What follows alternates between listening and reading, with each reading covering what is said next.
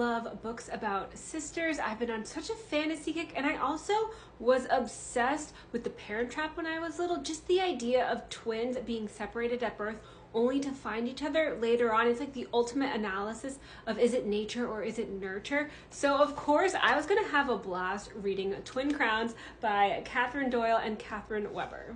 Twin princesses Rose and Wren were separated at birth when a trusted family friend staged a coup and unalived both of their parents. Rose grew up in the palace under the care of the man who staged a coup. Unbeknownst to her, she grew up always being taught that it was the witch's fault. Meanwhile, Wren was smuggled out of the palace and she grew up with the witches themselves. She is one. She also grew up with her grandmother, who trained her entire life to steal the throne back from her sister.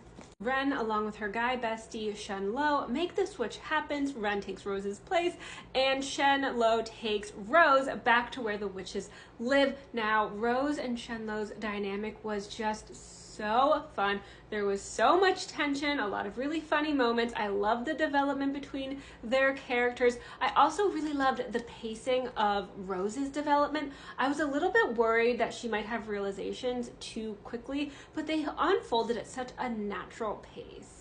Meanwhile, Wren thinks she's gonna have it easy. She only has a couple more weeks until she turns 18 and can have her coronation. However, she is quickly thrown in over her head when she finds out that not only is Rose engaged, but the regent wants to have her shipped off to a foreign country before she even turns 18 and is like, there's no need for a coronation. I'll keep ruling. Complicating matters even more is that Rose's best friend Celeste is like, is something going on here? And Wren starts falling for her betrothed guard, who just sees and notices everything. She's also the kind of character who it's just really fun to watch her fall for someone, because she's kind of resistant to it at first, like, right? Like, that's never supposed to be her thing, but she like begrudgingly falls for someone. So it's just really fun to watch that happen. I also really loved the wolf Elski. Like, I really hope nothing bad happens to her. I don't think my mental health could handle that. Overall, I had a lot of fun with this book. I definitely plan on continuing the series. It is one of those books that you're like, it's kind of chunky, but I just devoured it. I read it really fast. I like that the chapters weren't super long. It was also very evenly paced, and it's dual POV if you didn't pick that up. I really love that we got to have both sisters' perspectives.